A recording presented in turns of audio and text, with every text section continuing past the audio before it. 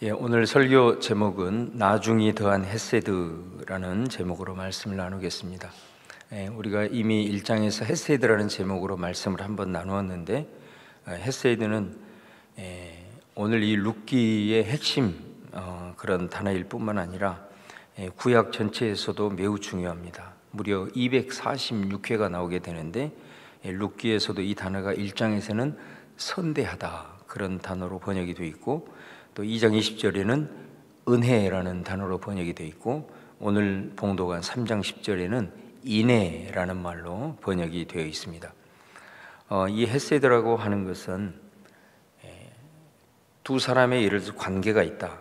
그러면은 그 관계가 성립이 되었을 때 그 서로에게 요구되는 책임의 한계가 있지 않겠어요? 최소한의 부모와 자식 간의 관계다. 그러면 부모는 자녀에 대해서 감당해야 될 책임, 이것을 100이라고 규정을 했을 때 헤세드라는 단어를 썼을 때는 120%, 150%, 200% 마땅히 감당해야 될 책임의 한계를 훌쩍 뛰어넘기까지 은혜를 베풀고 자비를 베푸는 것을 우리가 일반적으로 헤세드라 그렇게 말을 하는 것입니다. 오늘 3장 10절에 보면은 그가 이르되 내 딸아 여호와께서 내게 복 주시기를 원하노라.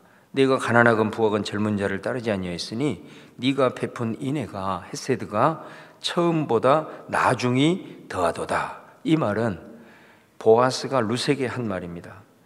네가 지금까지 나오미에게 행한 것보다 지금 네가 나오미에게 행한 이 헤세드 인애가 훨씬 더 크구나 라는 말을 보아스가 지금 하고 있는 것입니다.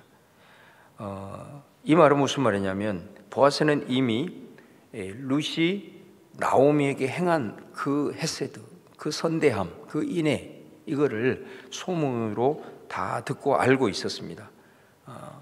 그것을 우리는 어디에서 알 수 있느냐 하면, 우리가 어제 살펴본 대로 2장 11절에 보면은 보아스가 그에게 대답하여 이르되 네 남편이 죽은 후로 네가 시어머니에게 행한 모든 것과 네 부모와 고국을 떠나 전에 알지 못하던 백성에게로 온 일이 내게 분명히 알려졌느니라.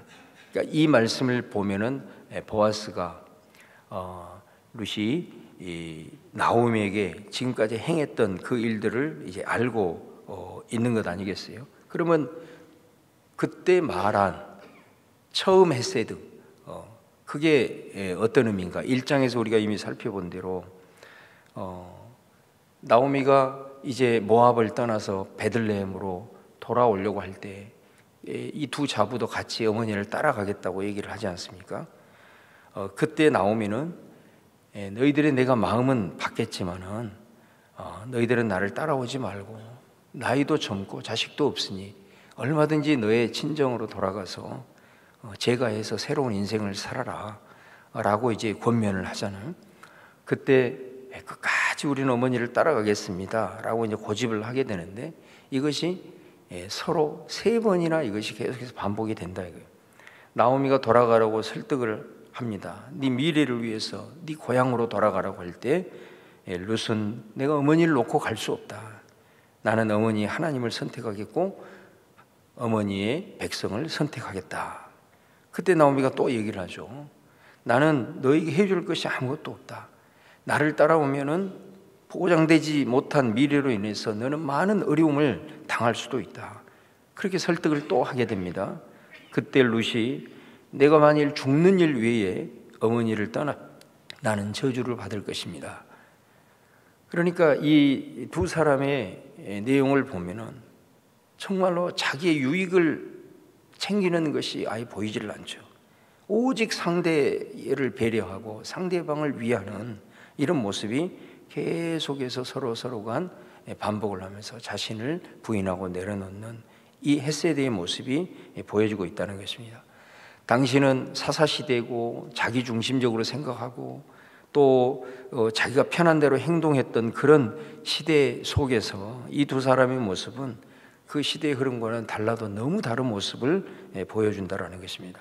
서로를 위해서 배려하고 양보하고 자신의 유익을 구하지 않는 바로 이 모습이 헤세드였습니다. 보아스는 지금 이것을 말하고 있는 것입니다. 룻이 그 시어머니였던 나오미에게 행했던 그 헤세드, 그게 너무나 나도 귀했다. 그런데 지금 룻이 네가 나에게 지금 한 이 행동을 보니까 그때 헤세드보다도 훨씬 더 크구나, 이렇게 지금 칭찬을 하고 있는 것입니다. 그러면 도대체 어떤 일이 있었길래 네가 전에 했던 나오미를 향한 헤세드보다 지금 훨씬 더 큰 헤세드의 모습을 보이고 있느냐라고 말할까요? 자, 오늘 룻기 3장을 보면 이제 그 내용이 나오게 됩니다. 먼저 1절을 보면은 나오미의 모습이 나오게 되는데, 룻의 시어머니 나오미가 그에게 이르되 내 딸아, 내가 너를 위하여 안식할 곳을 구하여 너를 복되게 하여야 하지 않겠느냐. 자, 이 말씀을 보면 나오미는 자부인 룻에게 여전히 여기에서도 내 딸아 이렇게 부르고 있는 것을 보게 됩니다. 그리고 지금 나오미에게 온통 고민이 뭐냐, 어떻게 하면 이 딸을, 이 아이를 복되게 할까, 남아있는 이 인생을 행복하게 살 수 있도록 해줄까. 나오미가 생각했을 때는 제가를 시키는 거예요. 그러니까 이 시어머니는 오직 지금 자기 자부인 이 룻을 좋은 사람을 만나서 제가를 시켜서 어떻게 하면 행복을 하게 할까, 온통 이 마음이 지금 나오미에게 가득 차 있는 것을 우리가 볼 수가 있습니다. 그래서 이 3장의 내용은 이 나오미가 자부인 룻을 재혼시키기 위해서 작전을 짜고 실행하는 사실 그 내용이라고 할 수 있어요. 근데 그 당사자가 누구냐? 보아스라는 사람입니다. 근데 여러분, 사실 이 보아스라는 사람은 정황으로 볼 때 나이가 상당히 많은 사람입니다. 그러니까 생각해 보면 자부인 룻이 젊었기 때문에 뭐 그럴 수도 있겠지만, 사실 나오미도 룻처럼 자신을 보호해주고 함께할 수 있는 인생의 동반자가 필요한 굉장히 사실 외로운 여인이라고 할 수 있습니다. 또 더군다나 이 보아스가 나이가 많기 때문에 어떤 의미에서는 이 보아스에게는 룻보다는 자신이 더 어울릴 수도 있는 겁니다. 그런데 나오미는 이러한 권리를 다 내려놓고 자기의 유익을 다 내려놓고 결정을 내립니다. 여러분, 만일 나오미가 바라는 대로 이 룻이 결혼이라도 하는 날에는 자기의 보호막이 사라지는 거잖아요. 지금까지 그래도 룻이 이삭을 주우면서 자신을 봉양했는데, 룻이 결혼을 하게 되면 말 그대로 자신은 가난한 과부로 남으면서 앞으로 어떻게 자기가 살아가야 될지 아무도 모르는 그런 상황이다라는 것입니다. 그럼에도 불구하고 나오미는 오직 룻의 처지만을 먼저 생각하고 있는 이런 배려의 마음, 이런 양보의 마음, 이런 자비의 마음을 품고 있다라고 하는 것입니다. 여러분, 영적 발돋움이라고 하는 이 헨리 누엔이 쓴 저서가 있는데, 거기에 보면 우리가 예수님을 믿기 전과 믿는 후 어떤 변화가 있는 것인가, 분명한 발돋움이 있다라는 거예요. 세 가지 관계에 대해서 얘기를 하는데, 첫 번째는 내 자신과의 관계에서 이전과 이후가 점핑을 하고 발돋움을 하게 것이 된다는 거예요. 예수님을 믿으면. 또 나와 타인과의 관계, 그 다음에 나와 하나님과의 관계. 근데 나와 다른 사람과의 관계에서 예수님을 믿기 전의 상태를 적개심이라는 표현을 씁니다. 그러니까 우리가 자기 중심적이고 관계 속에서도 자기 방어적이고, 또 자칫하면 상대방에 대해서 늘 서운한 감정, 또 때로는 상대방에 대한 어떤 적개심, 보복하는 마음, 이런 마음이 타락한 인간의 기본성 속에 깔려 있다라는 겁니다. 그런데 우리가 예수님을 믿게 되면 타인과의 관계 속에서 어떤 모습으로 변화가 되느냐, 어떤 모습의 영적 발돋움이 일어나느냐, 그 말을 한마디로 얘기할 때 환대라는 말을 씁니다. 친절, 환대, 배려. 다시 말하면 오늘 말씀에 나오는 헤세드라는 표현을 쓰고 있는 거죠. 다른 사람을 먼저 배려하는 마음, 다른 사람의 입장을 고려하는 그런 마음으로 예수님을 믿게 되면 이런 영적인 발돋움의 역사가 일어난다라고 말을 하고 있습니다. 여러분, 우리가 세상에 살아갈 때, 또 우리가 사회생활을 할 때, 또 뭐 같은 직장에서 일을 할 때 항상 이렇게 튀는 사람이 있잖아요. 그런데 그렇게 뭔가 이렇게 탁월하고 확 튀는 사람을 보면은 관계 속에서 항상 견제를 받습니다. 그리고 시기와 질투의 대상이 되기도 합니다. 그렇기 때문에 이 일은 잘하지만은 이 사람이 그런 시기와 또 견제의 대상이 되기 때문에 자칫 잘못하면 관계가 매우 잘못 꼬여서 관계가 이렇게 악화되는 그런 경우도 종종 보는 것을 알 수 있습니다. 제가 전에 교회 사역을 할 때 그 교회는 이제 한 부목사만 한 10명 이상이 된 좀 큰 교회였는데, 그 부목사님 중에 한 분이 설교면 설교, 사역이면 사역 너무너무 탁월하게 잘하시는 거예요. 그래서 아주 성도님들에게 인기가 굉장히 좋았어요. 근데 이분이 얼마나 지혜로운가 하면은, 당연히 목사님들이 모였음에도 불구하고 사람의 관계이기 때문에 이게 견제의 대상이 되기도 하거든요. 근데 이분이 그 좋은 관계를 유지하기 위해서 어떻게 행동을 하시냐면은, 운동을 해도, 운동도 굉장히 잘해요. 근데 운동을 하는데도 항상 자기가 드러나지 않고 이렇게 조연 역할을 해주는 거예요. 또 사역 이외에 어떤 일들을 하는 과정에서 절대로 자기를 드러내지를 않아요. 다른 사람을 먼저 앞세워주고, 또 다른 사람의 장점들을 기억해가지고 그 상황이 되면은 그렇게 칭찬을 잘해줘요. 또 동료들이 뭔가 필요하면은 이렇게 말이라도 항상 나서서 이렇게 도와줘요. 그러다 보니까 사역에서도 탁월성을 인정받을 뿐만 아니라 이렇게 동료 관계 속에서도 남을 배려하는 그런 사역자로 그렇게 인정을 받았던, 참 잊지 못할 그런 귀한 동역자를 내가 기억을 하게 됩니다. 이렇게 나오미와 같이 상대를 먼저 생각하고 배려하고 자기의 권리를 여러분 내려놓는 이런 모습을 우리의 가정의 모습 안에서 한번 상상해 보십시오. 우리 교회 안에서의 이런 관계의 모습을 한번 상상해 보십시오. 우리 사회 속에서의 이런 모습을 한번 상상해 보십시오. 아마 생각만 해도 정말 우리의 마음이 훈훈하고 따뜻해지는 것을 보게 됩니다. 이것이 하나님을 만난 사람들의 모습이고, 우리가 예수님을 믿는 이후로 영적으로 발돋움해야 되는 모습이고, 정말로 사사기 시대와 된 이런 강박한 세대 속에서도 이 나오미의 모습, 이 룻의 모습을 볼 때마다 우리들의 마음이 따뜻해지고 또 우리에게 신선한 도전을 주는 것을 볼 수 있습니다. 또 이 룻이라는 여인, 오늘 이 보아스가 칭찬하는 이 룻의 여인을 이렇게 보면, 이 나오미가 룻에게 어떤 말을 하는 겁니까? 보아스에게 청혼을 하라는 거예요. 한마디로 얘기를 하면. 그러니까 여러분, 사실 이 보아스 입장에서 보면 아무리 이 보아스가 인격적으로 훌륭한 사람이라고 할지라도 한밤중에 오늘 이 밭에서 처음 본 처자가 자기를 찾아와서 청혼을 한다고 생각해 보세요. 이건 정말 상상할 수도 없는 일 아니겠습니까?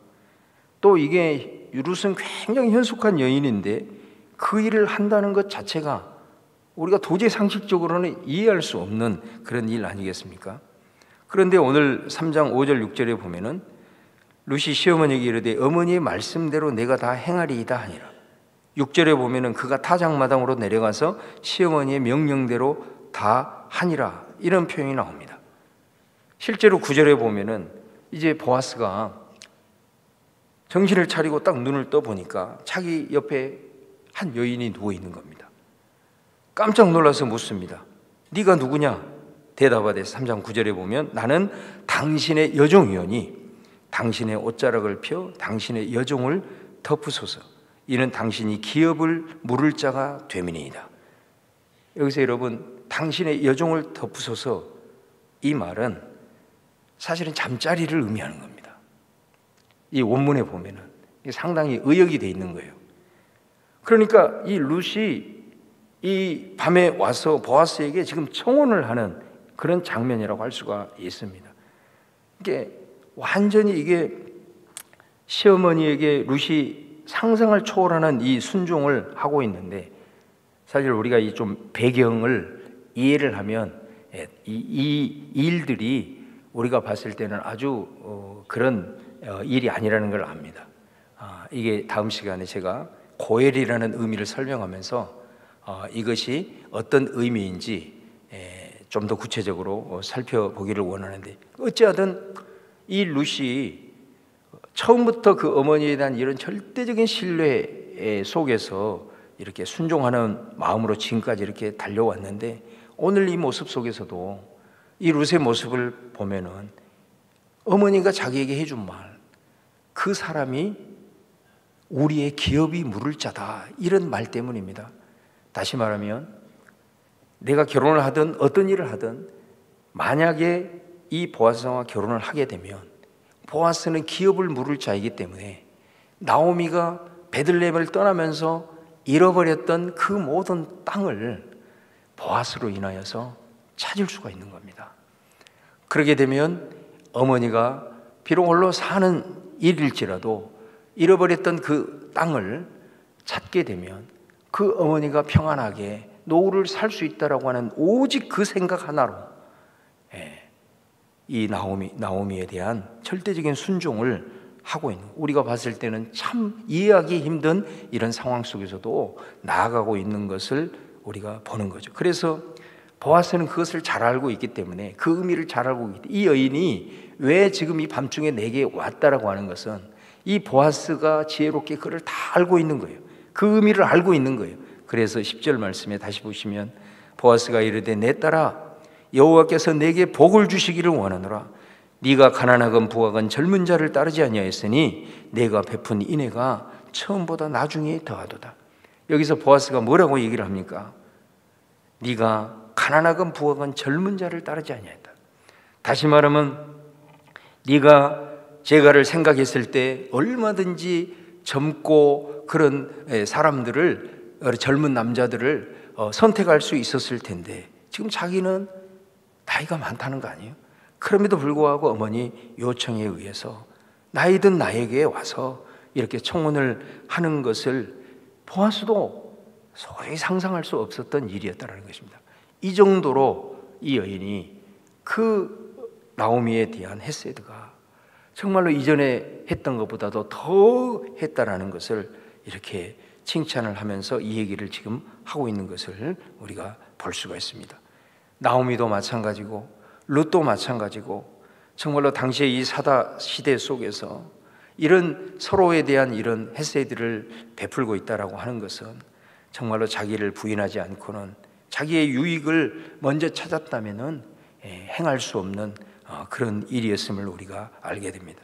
그러니까 이처럼 룻기는 참으로 힘들고 어려운 시대 속에서도 또 자신이 그렇게 힘들고 어려운 삶을 하루하루를 살아가면서도 계속해서 이 둘 사이에는 이런 헤세드가 끊임없이 흘러나오고 있는 것을 우리가 보게 됩니다. 그 수준이 점점 가면 갈수록 커져가는 모습을 우리가 보게 됩니다. 저는 오늘 이 말씀을 함께 여러분과 나누면서 우리 가정 안에서 우리 남편과 아내, 부부 사이에, 또 부모님들과 자녀들 사이에 이 나오미와 룻 사이에 일어났던 이 헤세드가 정말로 우리 가정 안에도 더 풍성하게 넘쳐날 수 있기를 기대하고 그렇게 될 수 있기를 주님의 이름으로 축원을 드립니다. 그리고 오늘 이 주신 말씀을 품고 오늘 여러분 이 새벽에 하나님 앞에 기도의 제목으로 삼을 수 있기를 주님의 이름으로 축원을 드립니다. 여러분 호세아 6장 6절 말씀에 나는 인애, 헤세드죠. 헤세드를 원하고 제사를 원치 아니하며 번제보다 하나님 아는 것을 원한다라고 말해요. 하나님이 원하시는 것이 뭐냐라는 것입니다. 나는 너희들이 내게 많은 제물을 올려드리면서 드리는 예배보다도 헤세드의 삶을 원한다라고 우리 하나님께서 말씀하고 있지 않습니까?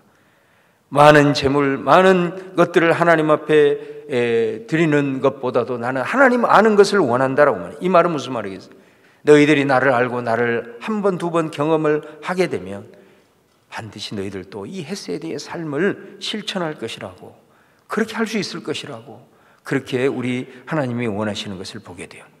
그런데 여러분 이 호세아 6장 6절 말씀을 예수님께서도 그대로 인용하십니다. 마태복음 9장 13절에 내가 긍휼, 이 긍휼이라는 단어도 헤세드입니다.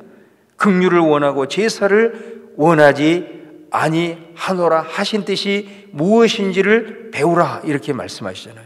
여기서 말하는 긍휼과 자비, 비록 죄인일지라도 품을 수 있는 넉넉한 그 마음, 이게 헤세드잖아요. 이 마음이 예수님의 마음이라는 거 아니겠습니까? 여러분, 예수님의 마음이 빌립보서 2장 5절 이하에 보면은 우리를 향한 예수님의 마음이 드러나지요. 그분 하나님과 동등된 분이었으나 자기를 비워, 헤세드죠. 종의 형체를 가지고 이 땅에 오셨고 죽기까지 복종하셨다, 그렇게 말씀하고 있습니다.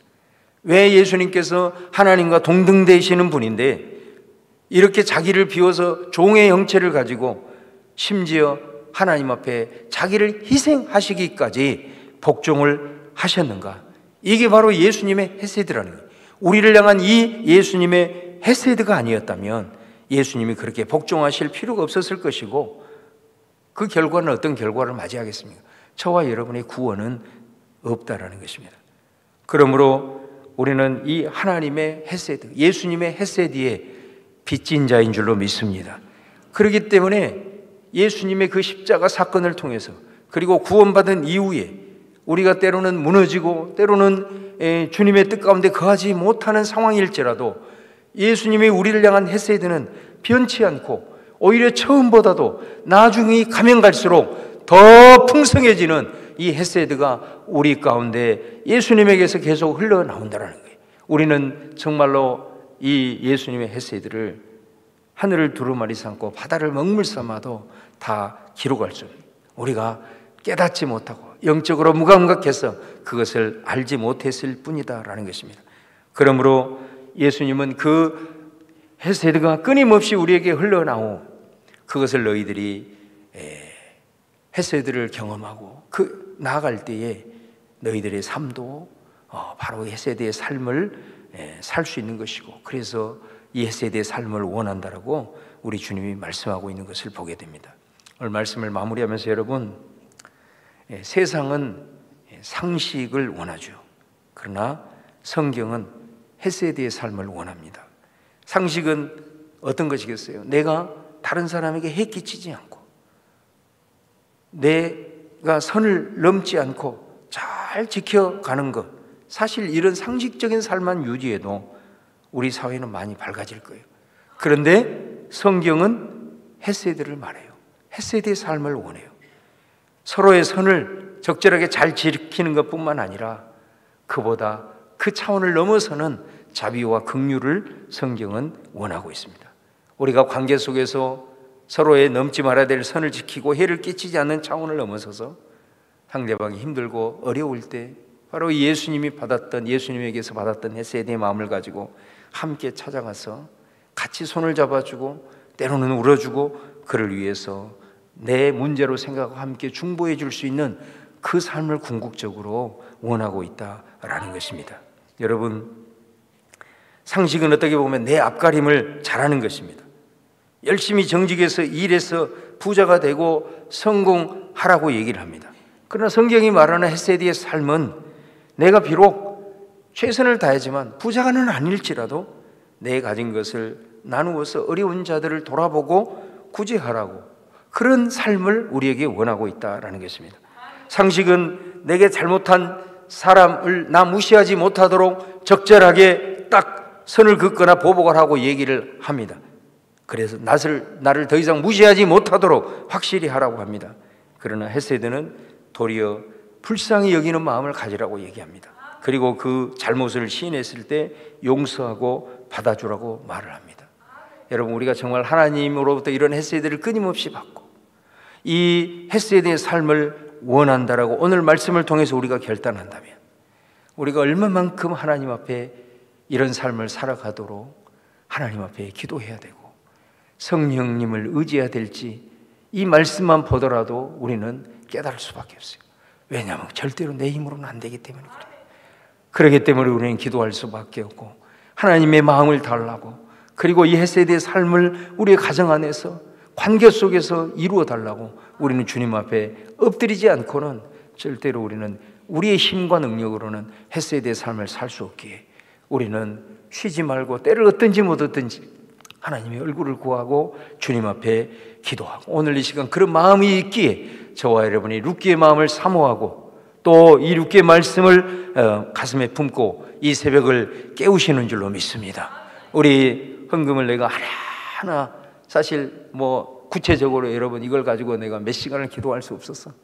정말 이 헌금 봉투를 다 가지고 정리를 하면서 정말 지나가면서 제가 하나님 앞에 이렇게 기도 제목을 올리면서 얼마나 내 마음 가운데 참 안타까움이 있는지 몰라요. 이런 기도 제목이 있구나. 제가 이게 애둘러서 이렇게 기도 제목을 정리해서 제가 헌금 기도 때 하지만은 이 속에 담겨 있는 정말 눈물을 바라봅니다. 그러나 여러분에게 제가 말씀드리고 싶은 것은 이 모든 기도는 이미 하나님께서 다 하시는 줄로 믿습니다. 여러분 그걸 꼭 믿으셔야 됩니다. 제가 여러분에게 도전하고 싶은 것은 정말 여러분이 이 새벽에 나와서 이 하나님의 말씀을 받고 이 말씀에 내가 살아갈 수 있도록 하나님 내게 힘을 주시고 이 말씀을 나로 하여금 깨닫게 하였으니 이 헷세대의 삶이 내게 나올 수 있도록 그 기도 제목을 가지고 여러분 간절히 기도해 보십시오.